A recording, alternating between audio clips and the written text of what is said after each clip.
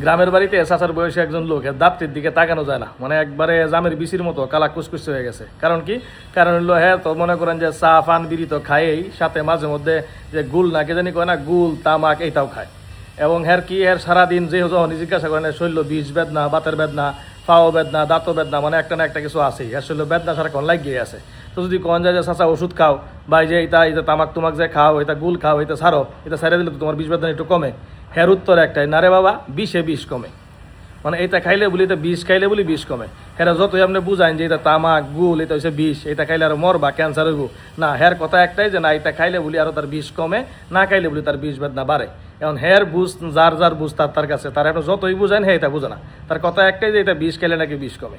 তো এইটা না একটা মাইনে নেওয়া যায় যে গ্রামের মূর্খ একজন মানুষ এই কথা কইতেছে যে বিষে বিষ কমে। আপনি শুধু গ্রামে না, শহরেও দেখবেন এরকম কিছু লোক পাইবেন যে মানে যেটা বুঝে এর থেকে বেশি আর কেউ বুঝে না, মানে তার বুঝার থেকে বড় কোনো বুঝ নাই। বুঝে যে এটা করলে ভালো হইব, এটাই ভালো। আপনি যতই তারা অন্য কিছু বোঝেন, আপনার বুঝান সে বুঝতো না, তার বুঝটাই সে বুঝবো। আপনি যদি কোন তারা ডাইনে যাওয়ান লাগবো না, ডাইনে যাইতো না, বামে যাইবো। কারণ কে লেগে বামের বুঝের মধ্যে পড়ছে। মানে বামে গেলে যদি তার 5 মিনিটের জায়গায় 10 মিনিটও লাগে, 50 টাকার জায়গাতে 100 টাকা খরচ হয়, তারপরেও তার কাছে বামের ডাই বালা। কেন? যেটা বুঝছে এইটাই ঠিক আছে।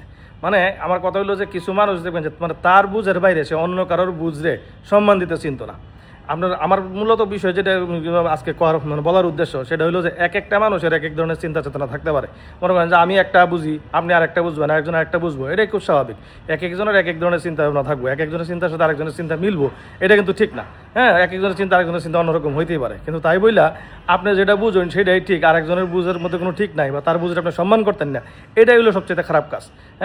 আমি একটা জিনিস বুঝতেছি, হয়তো আমার সাথে আরেকজনের একটা মতে মিলতেছে না, তার মানে যে হেডটা খারাপ, বুঝটা খারাপ, এরকম না। আপনি তার বুঝটা নিয়ে অসম্মান করবেন, হাসি তামাশা করবেন, বা তারা নিয়ে ফাজলামি করবেন, মানুষের সামনে তারা ছোটো করবেন, এটা কিন্তু উচিত না। আমরা প্রত্যেকেরই উচিত অন্যের যে চিন্তা ভাবনা, অন্যের যে মন মানসিকতা, সেটাকেও সম্মান দেওয়া, সেই সাথে সাথে নিজের যে চিন্তা ভাবনা সেটারও গুরুত্ব দেওয়া।